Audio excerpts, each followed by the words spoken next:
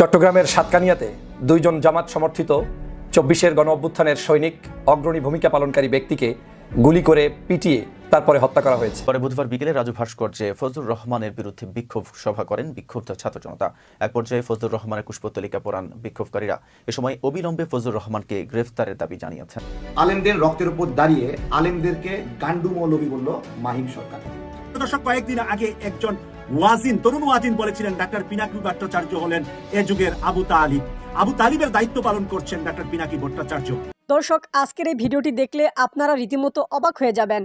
আপনারা জানেন ইতিমধ্যে আওয়ামী লীগ সরকারের পতন হয়েছে। এখন ক্ষমতায় আছেন অন্তর্বর্তী সরকার ডক্টর মোহাম্মদ ইউনূস। অন্তর্বর্তী সরকারের মাননীয় উপদেষ্টা ডক্টর মোহাম্মদ ইউনূস থাকাকালীন দেশে কি কি ঘটনা ঘটে যাচ্ছে তা আপনাদের প্রমাণ সহকারে দেখাবো। দর্শক, কথা আর বাড়াবো না, ভিডিওতে চলে যাব। তার আগে আপনাদের কাছে ছোট্ট একটি অনুরোধ, আপনি যদি আমাদের চ্যানেলে নতুন দর্শক হয়ে থাকেন তাহলে অবশ্যই চ্যানেলটি সাবস্ক্রাইব করে পাশে থাকা বেল আইকনটি বাজিয়ে দিতে ভুলবেন না। যারা অলরেডি আমার চ্যানেলটি সাবস্ক্রাইব করেছেন তাদেরকে জানাই অসংখ্য ধন্যবাদ। চলুন ভিডিওটি শুরু করা যাক। সাতকানিয়াতে দুইজন জামাত সমর্থিত ২৪-এর গণ অভ্যুত্থানের সৈনিক অগ্রণী ভূমিকা পালনকারী ব্যক্তিকে গুলি করে পিটিয়ে তারপরে হত্যা করা হয়েছে।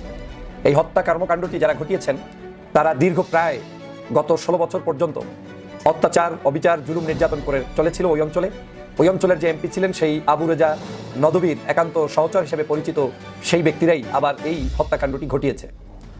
এই দুইজন ব্যক্তির মধ্যে একজন ব্যক্তি গত প্রায় ১৩ বছর পর্যন্ত জুলুম অত্যাচারের শিকার হয়ে দেশান্তরিত হয়ে দেশের বাইরে ছিলেন। সাম্প্রতিক সময়ে তিনি দেশে এসেছেন এবং দেশে এসে রাজনীতির সাথে সম্পৃক্ত হয়ে সামাজিক কর্মকাণ্ডে অংশগ্রহণ করছেন বলে এলাকাবাসী বলছেন। আরেকজন ব্যক্তি ২৪-এর যে জুলাই, সেই জুলাই অভ্যুত্থানের সামনে থেকে মিছিল মিটিং করে সভা সমাবেশ করে মানুষদেরকে একত্রিত করার চেষ্টা করেছিলেন। সেই ব্যক্তিদেরকেও হত্যা করা হয়েছে।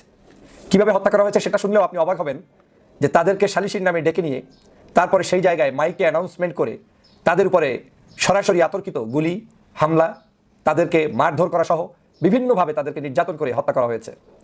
বাংলাদেশের কোনো জাতীয় পত্রপত্রিকায় খুব একটা এই নিউজকে, এই জুলাই বিপ্লবের পক্ষের এই দুজন ব্যক্তির জন্য খুব একটা ভালোভাবে নিউজ আমার চোখে আসেনি, কিন্তু আমরা অনলাইনে দেখেছি।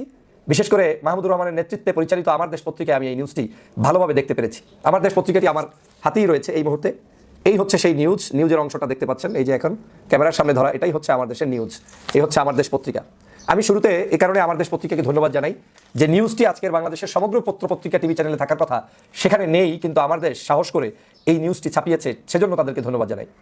কিন্তু এই নিউজের মধ্যেই যদি আজকের আমাদের এই যোদ্ধারা সীমাবদ্ধ থাকেন, যাদেরকে ঘরে ঘরে গিয়ে গিয়ে এখন হত্যা করা হবে, টার্গেট করা হবে, নির্যাতন করা হবে, এটা কোনোভাবে মেনে নেওয়া যায় না। একটু যদি কারণটা দেখেন, তাহলে কারণটা আমি এই পত্রিকার আলোকে যদি আপনাদেরকে শোনানোর চেষ্টা করি তাহলে বুঝতে পারবেন যে কি ঘটনা সেখানে ঘটেছে।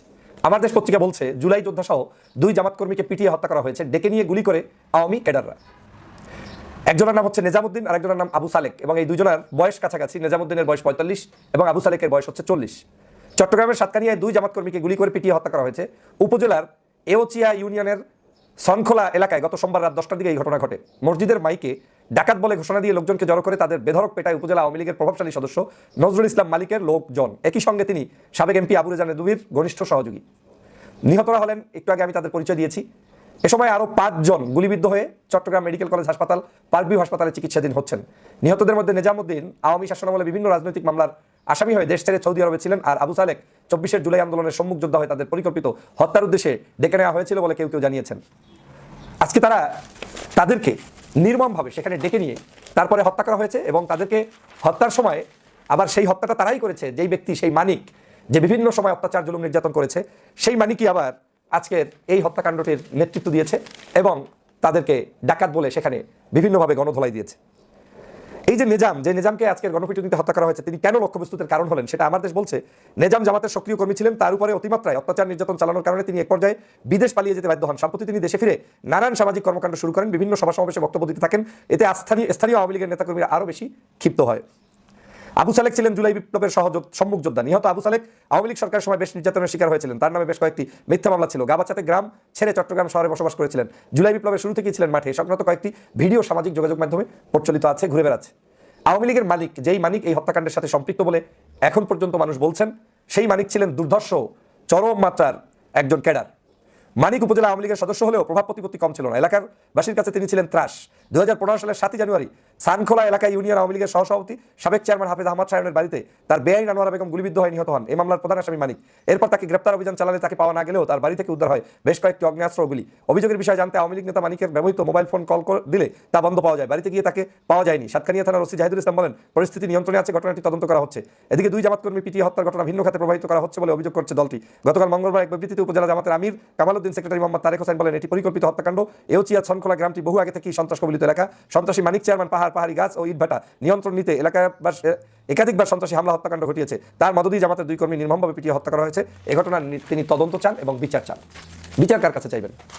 বাংলাদেশে এখন যারা বাংলাদেশের এই 24-এর গণ অভ্যুত্থানের নেতৃত্ব দিয়েছেন, এদেশের সকল দল মত ধর্মপেশার মানুষই সাহায্য করেছেন, সেই দলের মধ্যেও তো একটা হচ্ছে জামাত ইসলাম। আর তার চেয়েও বড় কথা হচ্ছে 2 জন ব্যক্তি গত আওয়ামী লীগের আমলে জুলুম নির্যাতন অত্যাচারের শিকার হয়ে তারপরে তারা একজন দেশান্তরিত ছিলেন, আর একজন দেশের মধ্যে ছিলেন, তাও ছিলেন আবার তার এলাকা থেকে চট্টগ্রামে এসে পালিয়েছিলেন। এই 2 জনকে আজকের মাইকে ডেকে হত্যা করে আওয়ামী লীগের লোকেরা এর চেয়ে ঘৃণিত, এর চেয়ে খারাপ কাজ, এর চেয়ে পৈশাসিক আর কিছুই হতে পারে না। আলেমদের রক্তের উপর দাঁড়িয়ে আলেমদেরকে গান্ডু মৌলবী বলল মাহিম সরকার। আমরা ফেসবুক পোস্টটা দেখবো আজকে।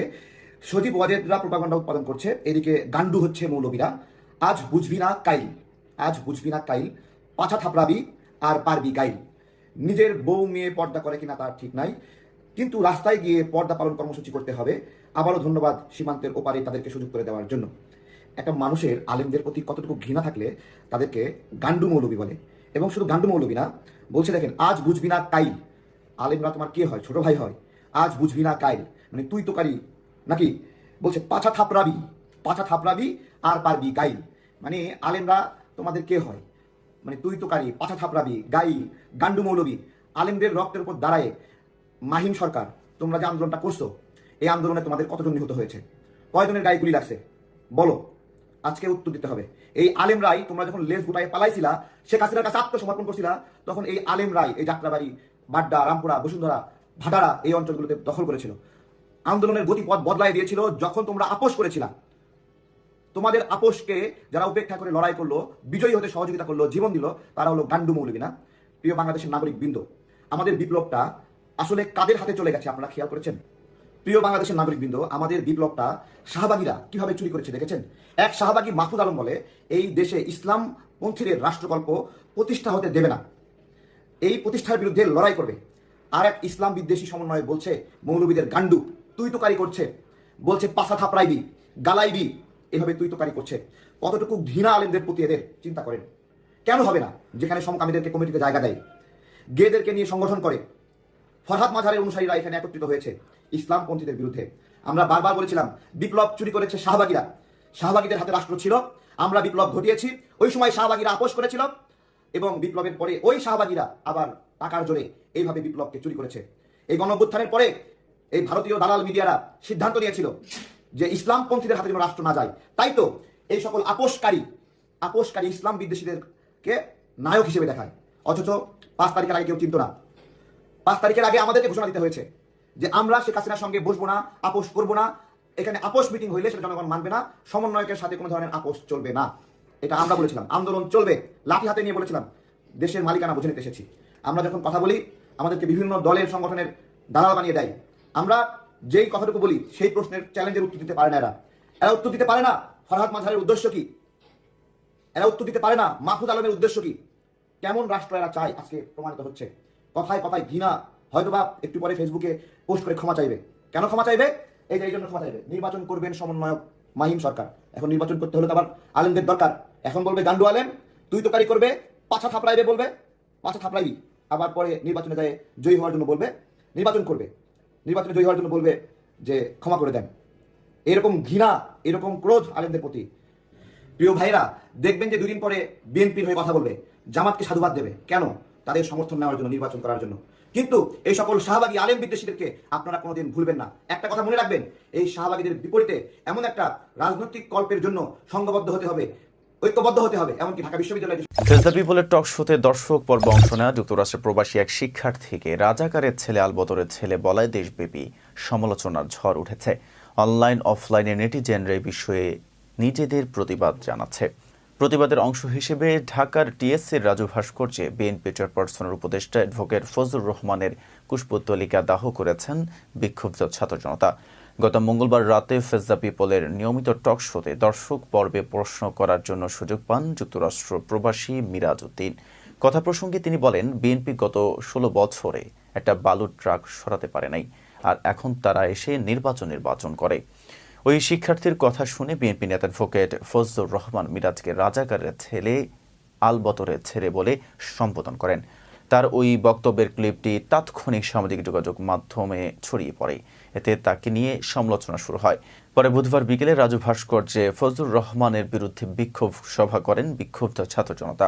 এক পর্যায়ে ফজলুর রহমানের পুষ্পতলিকা পোড়ান বিক্ষোভকারীরা। এ সময় অবিলম্বে ফজলুর রহমানকে গ্রেফতারের দাবি জানিয়েছেন তারা। পাশাপাশি আওয়ামী লীগের সাবেক নেতাকে দল থেকে বহিষ্কার করতে বিএনপির প্রতি আহ্বান জানান বিক্ষুব্ধরা। বিক্ষোভকারীরা বলেন, ফ্যাসিস্ট শেখ হাসিনা ছাত্রদের রাজাকারের নাতিপুতি আখ্যা দিয়ে জুলাই গণহত্যা ঘটিয়েছেন। ফজলুর রহমানও তারই পুনরাবৃত্তি করছেন। জুলাই গণহত্যার রক্ত মুছতে না মুছতেই ফের রাজাকারের ছেলে সম্বোধন করে ছাত্রদেরকে নতুন করে আতঙ্কিত করছে। বিক্ষোভকালে জাতীয় বিপ্লবী পরিষদের সহকারী সদস্য সচিব গালিব এহসান বলেন, আজকে আমরা ফজলুর রহমানের ছবিতে আগুন জ্বালাচ্ছি, এর কারণ হলো 5 আগস্টের পরে আমরা যে নতুন স্বাধীনতা পেয়েছি তিনি তা মানতে পারেননি। তিনি যেখানে সেখানে বিপ্লবীদেরকে যা মন চায় তা বলেই কটাক্ষ করছেন। তিনি ফ্যাসিবাদের সুরে কথা বলছেন। সর্বশেষ তিনি ফেস দ্য পিপলের টক শোতে একজন ছাত্র প্রতিনিধিকে রাজাকারের ছেলে বলেছেন, যেখানে শেখ হাসিনা এই রাজাকারের বাচ্চা বলে জুলাই গণহত্যা ঘটিয়ে ভারতে পালিয়ে গেছেন। এ সময় তিনি আরও বলেন, আমরা ফজলুর রহমান সহ সবাইকে হুঁশিয়ারি করে দিতে চাই, স্বাধীন বাংলাদেশে নতুন করে কোনো তরুণকে, কোনো ছাত্রকে রাজাকারের সন্তান বললে তা বরদাস্ত করা হবে না। নব্য ফ্যাসিবাদীদের বাংলাদেশে রাজনীতি করতে দেওয়া হবে না। এদিকে বিপ্লবী ছাত্র পরিষদের আহ্বায়ক আব্দুল ওয়াহেদ সরকারের কাছে বিলম্বে বিএনপি নেতা ফজলুর রহমানকে গ্রেফতারের দাবি জানিয়েছেন। তিনি বলেন, একজন ছাত্রকে রাজাকারের ছেলে বলে ফজলুর রহমানকে সমগ্র ছাত্র সমাজের কাছে ক্ষমা চাইতে হবে। বিপ্লবী ছাত্র পরিষদ সদস্য সচিব ফজলুর রহমান বলেন, ভারতে পালিয়ে যাওয়া শেখ হাসিনার প্রেতাত্মা ফজলুর রহমানের ঘাড়ে চেপেছে। তা না হলে 5 আগস্টের পর তার দুঃসাহস হতো না আমাদের ছাত্র ভাইকে রাজাকারের ছেলে সম্বোধন করার। উল্লেখ্য, ফজলুর রহমান একসময় বাংলাদেশ আওয়ামী লীগের কেন্দ্রীয় নেতা ছিলেন এবং মুক্তিযুদ্ধের সময় কিশোরগঞ্জ জেলার মুজিব বাহিনীর প্রধান ছিলেন। পাশাপাশি তিনি বর্তমানে নিষিদ্ধ ছাত্রলীগের সাবেক কেন্দ্রীয় সেক্রেটারি ও সভাপতি হিসেবে দায়িত্ব পালন করেছেন। 1986 সালের 3য় জাতীয় সংসদ নির্বাচনে তিনি আওয়ামী লীগের প্রার্থী হিসেবে কিশোরগঞ্জ 3 আসন থেকে সংসদ সদস্য নির্বাচিত হন। পরবর্তীতে 1991 সালে 5ম জাতীয় সংসদ নির্বাচনে তিনি আওয়ামী লীগের প্রার্থী হিসেবে কিশোরগঞ্জ 3 আসন থেকে এবং 1996 সালের 7ম জাতীয় সংসদ নির্বাচনে স্বতন্ত্র প্রার্থী হিসেবে কিশোরগঞ্জ 5 আসন থেকে নির্বাচনে অংশ নেন। 2001 সালের 8ম জাতীয় সংসদ নির্বাচনে তিনি বঙ্গবীর কাদের সিদ্দিকীর নেতৃত্বাধীন কৃষক শ্রমিক জনতা লীগের প্রার্থী হিসেবে কিশোরগঞ্জ 5 আসন থেকে প্রতিদ্বন্দ্বিতা করেন, তবে তিনি পরাজিত হন। এরপর তিনি কৃষক শ্রমিক জনতা লীগের সাধারণ সম্পাদক হিসেবে দায়িত্ব পালন করেন। 4 দলীয় জোট সরকারের শেষের দিকে ফজলুর রহমান বিএনপিতে যোগ দেন এবং কিশোরগঞ্জ জেলা বিএনপির সভাপতি এবং বিএনপি চেয়ারপারসন খালেদা জিয়ার উপদেষ্টা হন। 2008 সালের 9ম এবং 2018 সালের 11শ জাতীয় সংসদ নির্বাচনে তিনি বিএনপি প্রার্থী হিসেবে কিশোরগঞ্জ 4 আসন থেকে নির্বাচন করেন, কিন্তু দুবারই তিনি পরাজিত হন। এতক্ষণ সাথে ছিলাম মেহেদী হাসান। দর্শক, সম্পূর্ণ ভিডিওটি দেখলেন, আশা করি বিষয়টি বুঝতে পেরেছেন। এই নিয়ে আপনার গুরুত্বপূর্ণ মন্তব্যটি অবশ্যই কমেন্ট বক্সে জানিয়ে দিবেন। ধন্যবাদ।